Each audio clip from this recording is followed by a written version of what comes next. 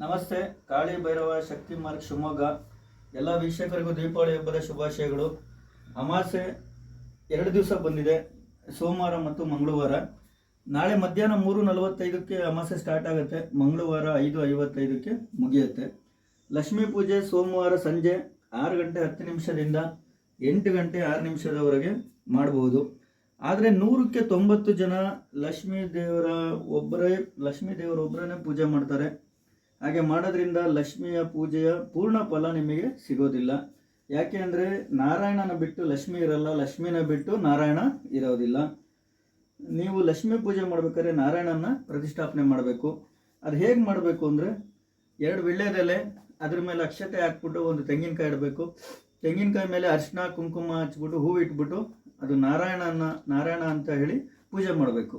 ಹಾಗೆ ಮಾಡಿ ನಾರಾಯಣ ಲಕ್ಷ್ಮಿ ಇಬ್ಬರನ್ನು ಪೂಜೆ ಮಾಡಿದಾಗ ನಿಮಗೆ ಪೂರ್ಣ ಫಲ ಸಿಗುತ್ತೆ. ಮತ್ತೊಮ್ಮೆ ನಿಮ್ಮೆಲ್ಲರಿಗೂ ದೀಪಾವಳಿ ಹಬ್ಬದ ಶುಭಾಶಯಗಳು. ಎಲ್ಲರಿಗೂ ಒಳ್ಳೆಯದಾಗಲಿ.